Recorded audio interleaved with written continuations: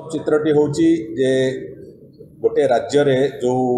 एक अत्यंत जघन्यरु जघन्यतम घटनाटी घटी तापरे जड़े मुख्यमंत्री हिसाब रे सुश्री ममता बनर्जी दायित्व थिला जे राज्यर लॉ एंड ऑर्डर सिचुएशन केमती ठीक हम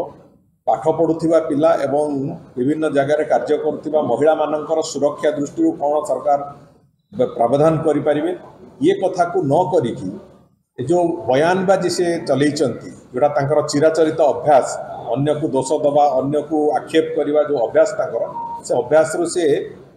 निजको विरत करिवार आवश्यकता अच्छे और से दृष्टिकोण आमर परामर्श तांकु जे एभली डेरोगेटरी स्टेटमेंट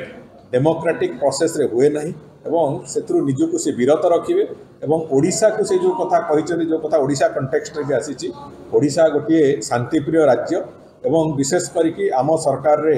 श्री मोहन माझी नेतृत्वाधीन ये सरकार रे आमर पूरा प्रचेष्टा अच्छी एठी ओडिशा रे आईन श्रृंखला परिस्थिति ओडिशा रे महिला मानकर सुरक्षा दृष्टिकोण को पूरापूरी भाव में अग्राधिकार दवा ये आम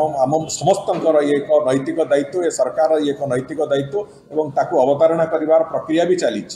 किंतु से समय रे एठी बेंगल रे निया जळुची ओडिशा रे निया जळिबो बोली जो अबांतर मंतव्य दैचंती ये अत्यंत दुर्भाग्यजनक एवं ता से कथा को मु निंदा करुची एवं मु आशा करुची ए ओडिशा प्रदेश प्रति एभली अपमानजनक कथा कहिथिबा कारणरू ममता बनर्जी क्षमा प्रार्थना भी करंती।